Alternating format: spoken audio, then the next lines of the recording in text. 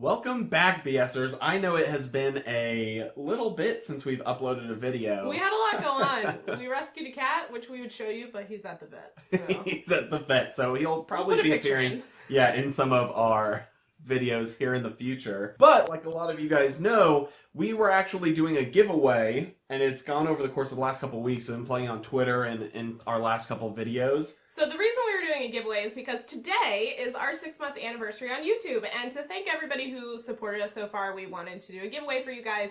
So you will have seen that in a couple past videos and on our social medias, and we have already picked a winner. Her name is Savannah. Congratulations, Savannah. We'll be shipping that out probably tomorrow.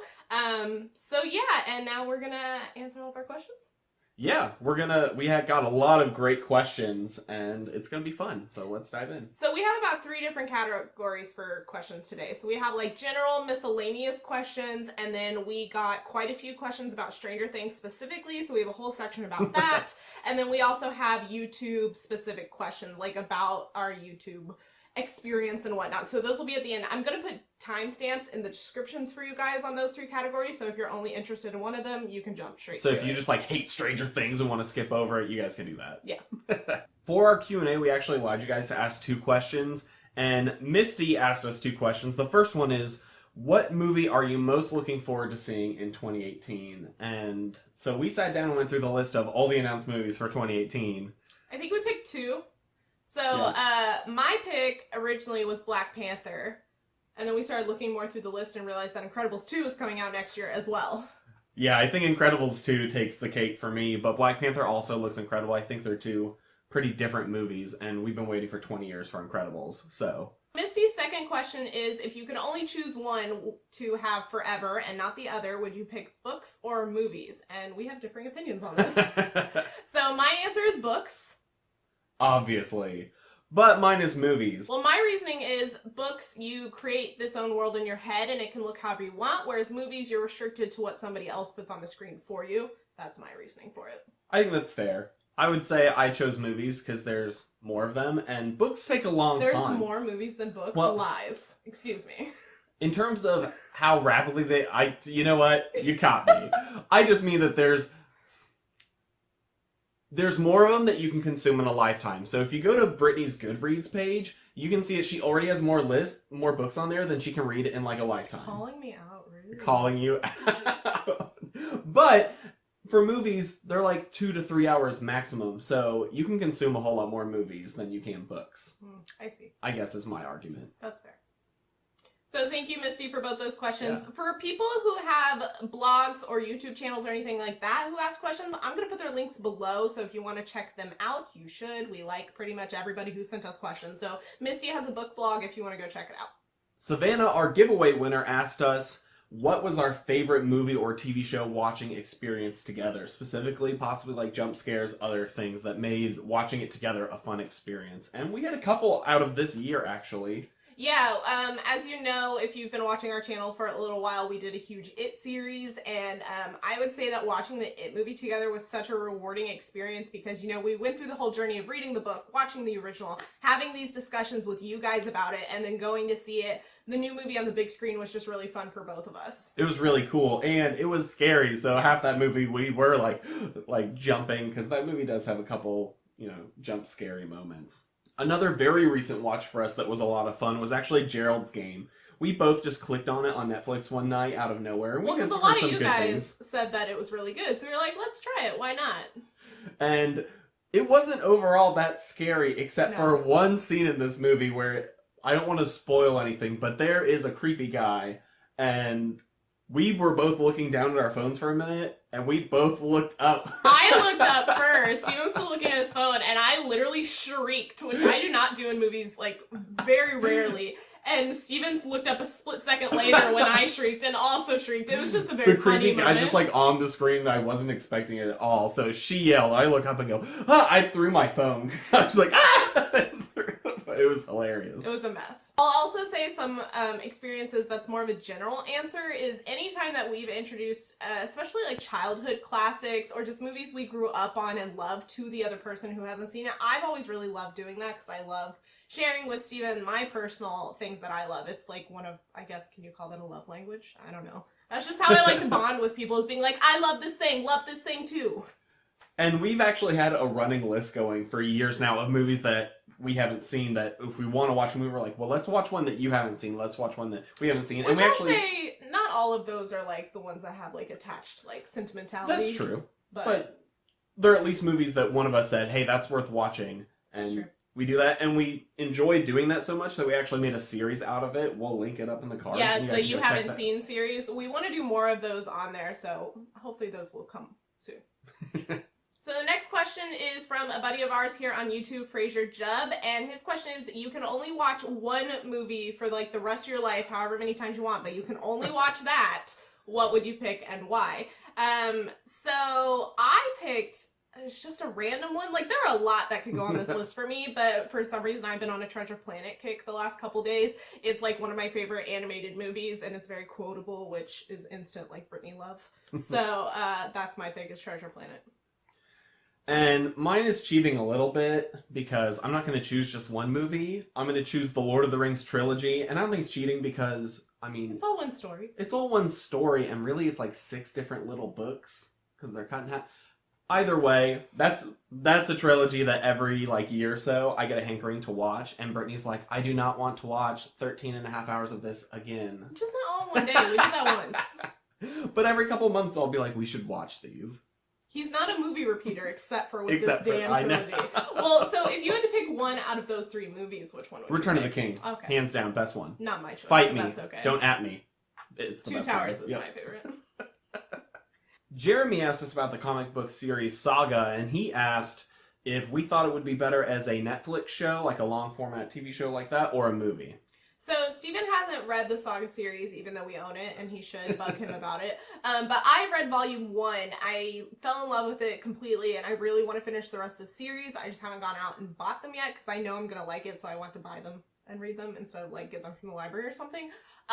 So my opinion with comics, for the most part, I am still dipping my toes into the comic book world, but from what I've experienced with them, I think that they tend to do better in long format, just media, like a TV show versus a movie, unless you're doing something like an MCU or DCEU where you can have a longer storyline over multiple movies.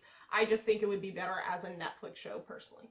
So Jeremy's second question was, if you could do a crossover of any 2 comic properties, what would they be? And I'm going to let Steven answer this because he's much more familiar with comics. So I thought about this for a long time, and I'm going to cheat again. You're going to find a theme that all these questions I just cheat on. Steven's just a cheater. Don't play games with him. Yeah, don't. I will. So the problem with comic book crossovers is it's already been done. Like, if you think of one, it's out there. And even the weirdest ones are out there. But I remember reading one that I'll recommend that I really like, and it's actually by Amalgam Comics. And basically they took all the DC properties and Marvel properties and squished them into one, and it ends up with some really cool storylines. So like, they take Batman and Wolverine and they smush them into one character called the Dark Claw.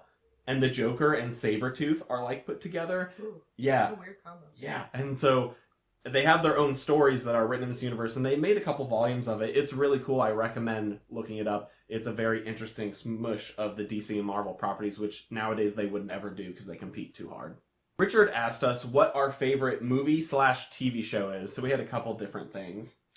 So my favorite TV show, hands down, forever and ever, is Doctor Who. It has dips in it, I'll admit. It's not always consistently the best. However, I very much love it, and it holds a special place in my heart.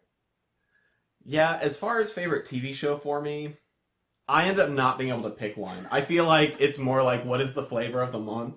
I think currently the best one I can remember watching that was new and fresh is, I really liked Westworld. I thought it came out of nowhere. It was a very interesting premise and very well done. And then for movies, this is another one where I can't really pick, and it's also a flavor of the month thing for some reason. One of my absolute favorite, like, comedies, I do not like modern comedies for the most part. I don't. Like, Abbott and Costello, those are my kind of, like, favorite comedy styles. And so one of my favorite comedic movies is Court Jester. And if you have never seen this movie, drop what you're doing, stop this video, come back to it later, go watch that movie, because it's hilarious. And I just remember my dad introducing it to me when I was younger, and I literally made him sign a contract with me when I was like 8 that he would watch it with me like over Christmas or something, because I made him watch it too many times. But And my favorite movie, I actually answered this question in our last Q&A that you guys can go check out. But my favorite movie is The Last Samurai. That's another movie I can just rewatch a lot, and I enjoy it. So Matthew asked, what is your favorite TV show that you have binged? Now, I took this as, like, not a TV show that you've watched week to week or something like that. Like, something you were introduced to by sitting down and binge watching it. So my answer to that is Fringe, because I remember Steven raving about this. And I had watched a little bit of the first season when I lived at home with my parents, but I didn't really watch the whole show. And so I went back and rewatched all of it like a couple of years ago and just loved it. So it's a fun binge watch. That one is a good one. Once again, I'm gonna cheat. So, as far as favorite goes, like I said, it's hard for me to pick like a favorite of all time, but my most recent binge watch was Avatar: The Last Airbender. Now, I had watched this before a long time ago, like week to week when it first came out, but it's just a great cartoon. I recently sat down and watched like the whole thing in a week, and it was really dang good. Adam at Almost Sideways, we'll link his channel in the description below. He asked us what our favorite brand/type of wine is, and we're cheapos. We are. We don't splurge on wine like ever unless we're taking it over to like a dinner party or like a hangout or something. So we tend to go with like Barefoot or Yellowtail. That's like our brand go-to. We drink sweeter whites like Moscato. Moscato and Riesling are our go-tos because we are not wine aficionados. So we'll get like a red or something if we're doing like a steak. All right, so this is actually one of my favorite questions that we were asked because I will talk about this for hours. So Adam also asked us, what is your favorite so bad it's good movie? And this is my particular favorite brand of movies. I love bad movies that I love. Like, I think they're so great many because they're bad. Steven hates it. But so what would be one of yours? Because I have a lot. Okay, well, the one that comes to mind, it's actually two movies, and it's the Mortal Kombat series, the live action ones. Those movies are straight trash, but I love watching them. They're so fun, especially Mortal Kombat 2 just gets so absurd. Go watch them if you want to just have a good time. So my favorite, like, released in theaters, so bad it's good movie is Wild Wild West Forever and Ever. That movie is Everyone hates it, but I just genuinely love it. I refuse to watch that movie with her. She's like, can we watch it? No. It's no, so quotable. Like, I love it. My favorite, like, straight to TV trash movie that's great. Sci-Fi Channel just has so many of these, and I love all of them, but Ice Spiders in particular is great.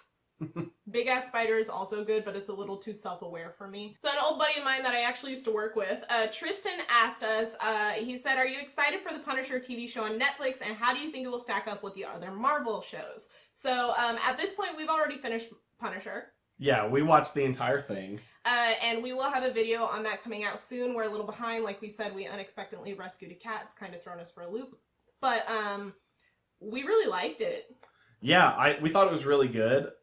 Probably soon we'll bring you an official ranking of what we think about all these Marvel TV shows on Netflix. Yeah. But this one was really enjoyable. I thought it was better than a lot of the others. So for me, just as a short little review, I enjoyed it. However, not as much as quite a few of the other seasons of things. My eyes glaze over with military things, guys. It just does. It's not my flavor of things. I really liked John Bernthal, though, as Punisher, and I really liked a lot of aspects to the show. The show as a whole, I think it dragged a little bit in some places and was paced a little funny sometimes, but other than that, it was good. Alright guys, I believe we started this giveaway right when Stranger Things Season 2 dropped, and so we got a slew of Stranger Things questions, and we do have our review out. You can go watch it. It's kind of long. We talk about a lot of stuff. Oh yeah, we did already do that. Yeah, we did. But we'll go ahead and answer these questions for you anyways. Daniel asked us what we liked most about Stranger Things. He said his personal favorite was the episode titled Dig Dug, because a little Easter egg about it. But for us, I think it has to be the character development throughout the show. Absolutely. I really like the sci-fi elements of it, and that's like my second favorite thing, but I just think that this show it does character development so well, especially in season 2. And we're not going to have any spoilers for Stranger Things in this section, just FYI. But it's definitely just focuses way more on certain characters that were in season 1 that were kind of weak, were way different in this season, and I really enjoyed that.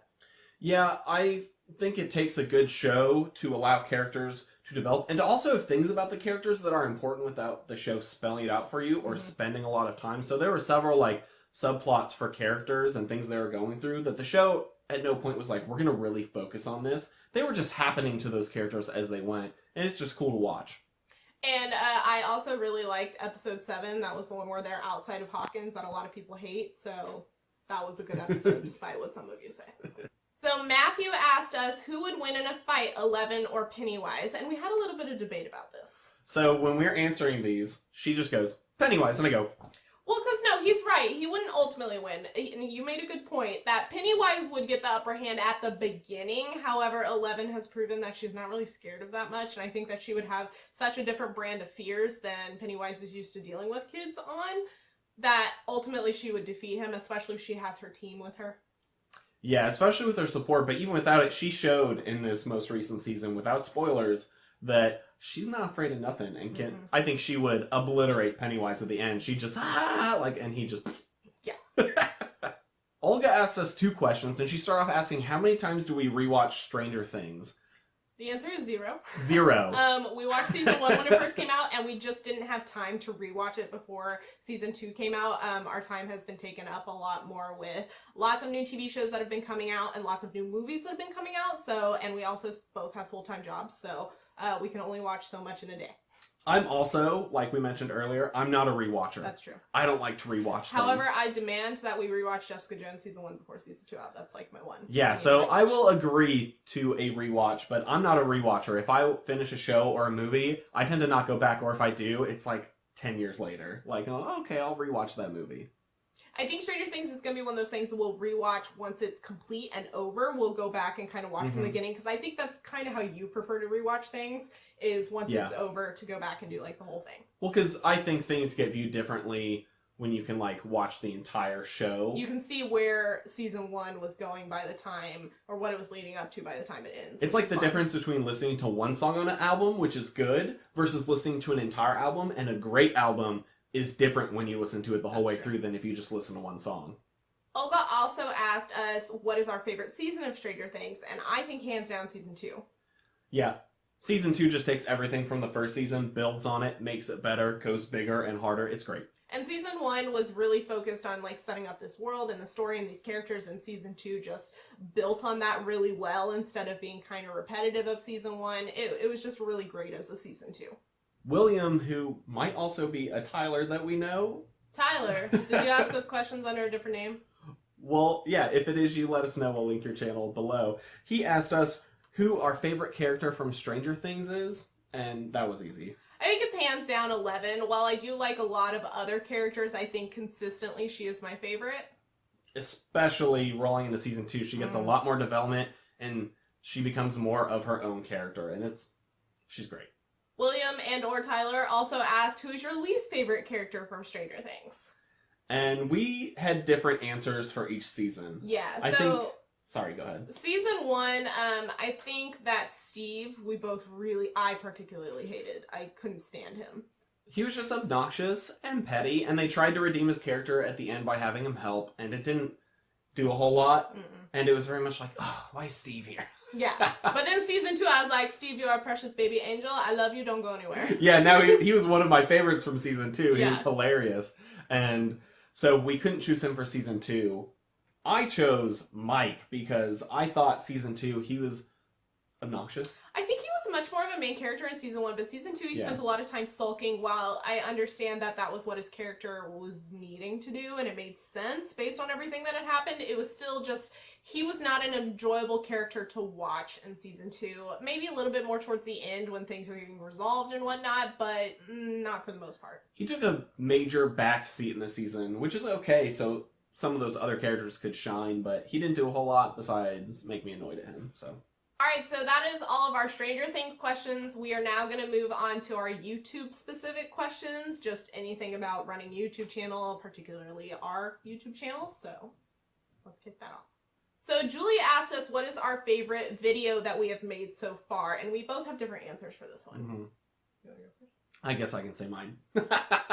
So, my favorite video that we've made so far, mine, as always, I'm going to cheat.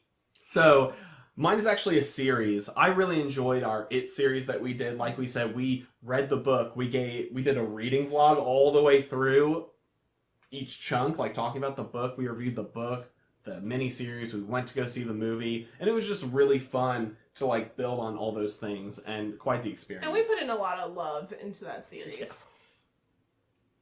So I have kind of two answers for this one. So my knee-jerk reaction was our Marvel top 5 that we did, because I think that was our first top 5 video that we ever did, our top 5 battle, and I just really liked it. I think making top 5 videos, which I probably mentioned before, is just one of my favorite videos to do, because it's really surprising for both of us, because we don't know each other's answers until we start filming, and so it's just really fun. Yeah, it's a fun series to do.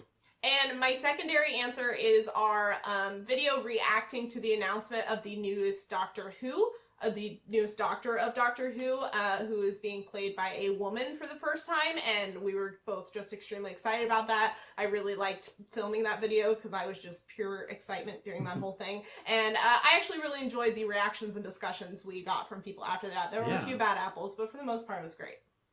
Critical Flick asked us a couple good questions, and one of them was what we have learned in the past 6 months making YouTube videos.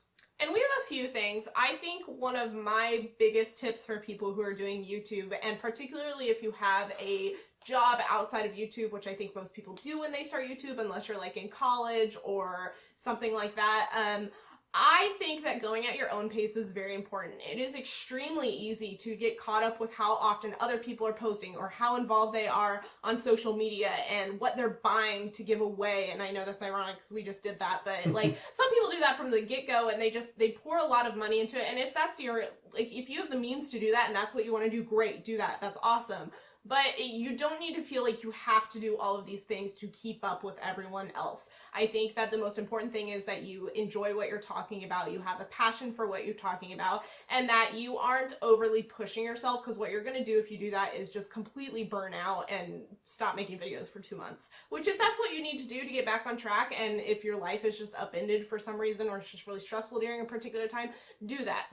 Go at your own pace is my biggest tip to anybody who starts YouTube. Yeah, I would say it's so easy, even people who you are friends with on this platform, and see them growing or look at your own stats, it's easy to get caught up in that, or to just like, I know there's been several times where we've been like, I feel like we need to make a video, and we're like, we don't need to do anything. If we want to, let's go do that. And I think that just creates better content if you're doing things that you want to do because you want to make stuff, and we try to make sure that it's been a learning process to make sure that if we're bringing you guys content, it's because we want to. And there have been a few times where we've pushed ourselves to make videos when we weren't feeling up to it, and in my opinion, we aren't as good in those videos, and our opinions don't come across as genuine or as well discussed. You can probably find them and figure out which ones are which. So, and that's a big reason why we haven't put up a Justice League video or a We Saw 3 Billboards, which go watch that freaking movie if you haven't yet. But we're going to put up both of those, hopefully in this upcoming couple days, but we haven't done it yet because we haven't had the time or the mental capacity to sit down and give you guys an honest, genuine review that you're looking for and that we want to give. But we're going to bring it to you eventually. At our own pace. Yeah.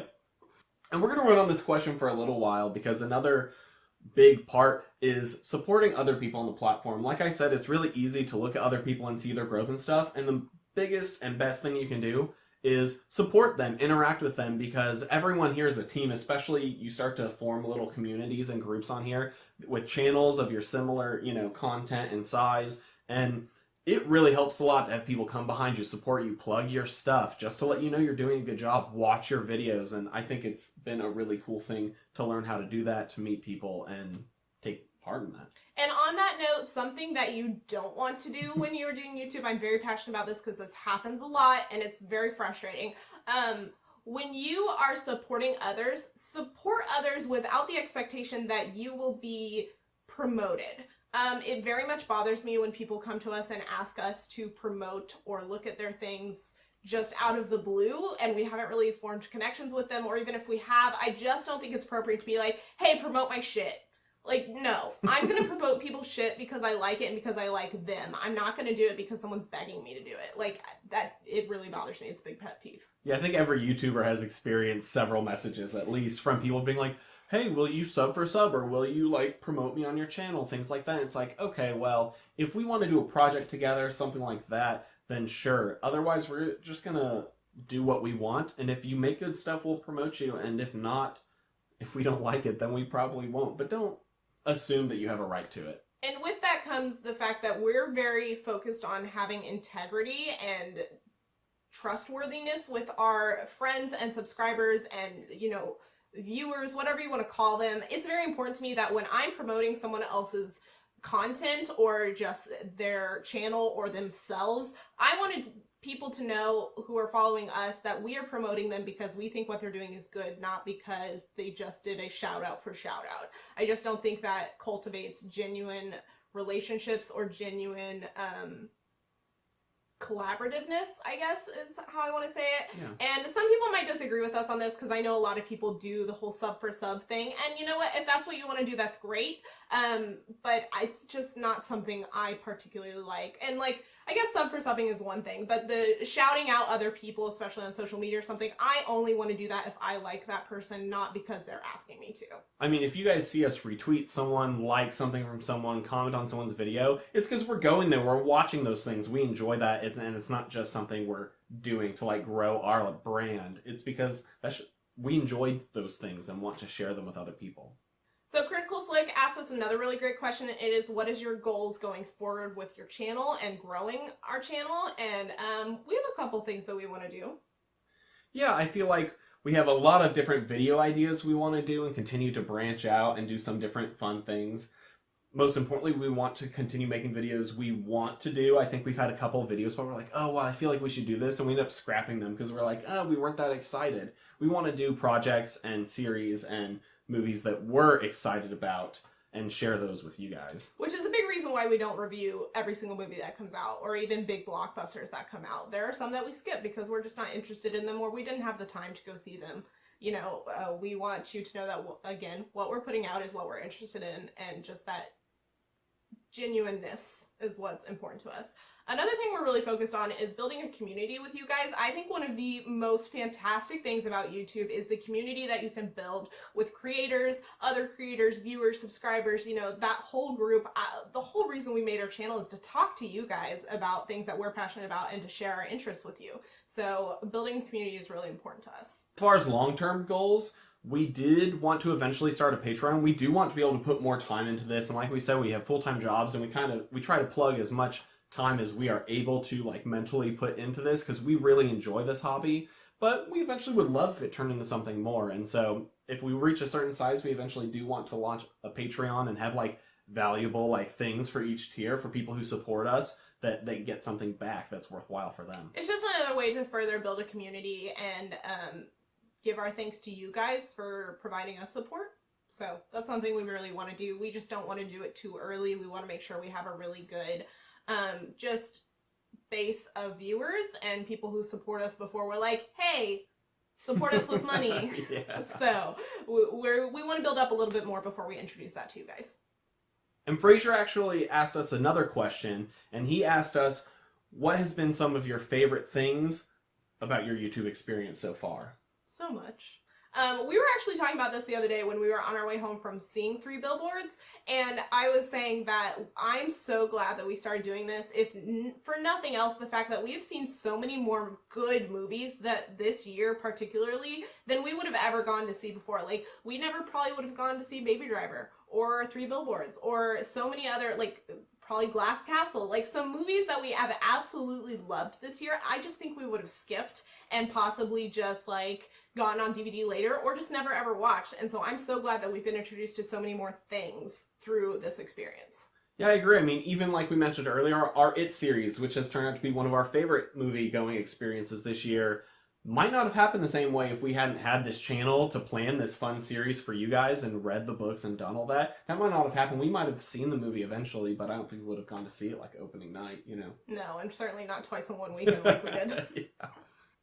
As well, like we just mentioned earlier, building a community with you guys and being able to talk with people and get your support or just interact on Twitter. It's cool to have a community of people you can talk with and build that via creating content and see other people creating content. We all kind of throw it all together in this pool and interact around it. It's been one of our favorite parts. I also just love seeing other creators who are sometimes on our level, sometimes in a totally different level from us, just creating such cool things that they're passionate about. I love passionate people. It makes me so happy.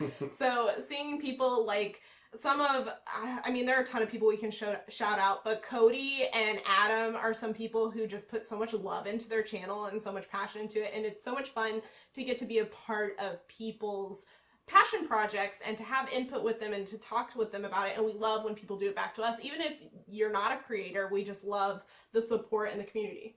And with that, I think something that's been so rewarding for me personally, and I'm sure you as well, is just getting to create something. For the longest time, I didn't consider myself a creative person. I've always been an ultra logical person, so I didn't think I had a creative bone in my body. And this whole past year or two, I've kind of been stepping out of that and putting more creative juices into things. And this has been such a cool experience to do that with. Yeah, as people who have been watching YouTube videos for forever of tons of different types, it's very cool to kind of move from just the idea of being like a consumer of these videos to being a creator. And just like we've been exposed to more like films by doing this and things we would encounter, we've been exposed to so many more like YouTube videos and channels, and being part of that community, you end up running into these tiny channels that you would have never run into that, like we said, people are creating such cool things, and some people, you know, are going to stay tiny and don't get the exposure they deserve through the site, and it's cool to get access to that by becoming a creator. And we talk about movies a lot on here, but like books is another thing that we're very into, comics as well. And I've been introduced to so many very cool comics and books through you guys that you've suggested or talked about in your own videos or your own social medias that we follow, that it's been really cool to pick up on things that I might have never found or paid attention to, or been like, hey, I should check that out too. Like Saga, I would have never probably picked up Saga if it weren't for the whole like book and comic book community. So guys, that's all our questions that we got from you guys. Like we said, we really appreciate everyone entering our giveaway, giving us those questions. Hopefully that was a fun experience for you. We want to do stuff like that in the future because we think it's really fun, and it increases our interaction and community with you guys. And we really appreciate you guys taking part in it and just for supporting our channel and, you know, watching our videos. 6 months of that is really cool. You know, whether we had 1 million subscribers or 2 subscribers, the fact that you guys are there watching our videos means a ton to us, and it still blows our mind. Like, sometimes we're like, it's really weird that these people are coming and watching us like talk about a TV show or something like that. It's very cool to find our people here, and we appreciate every single one of you who has ever supported us, whether it's just a view or a follow or a subscribe or whatever you do. And if you do want to follow us on any of our other social medias, we have those down in the description. Always no pressure. You can follow whoever you want, however you want. But we would love to chat with you elsewhere. We're really active on Twitter. That's a really good place to talk to us more. We do respond to YouTube comments, but I think Twitter is a little more immediate response for us. And if you want to see more of our videos or you're interested in any of the videos that we talked about, we'll have them linked, and you can also subscribe to see more of them. And we just really appreciate you guys. So thank you for supporting us for the past 6 months.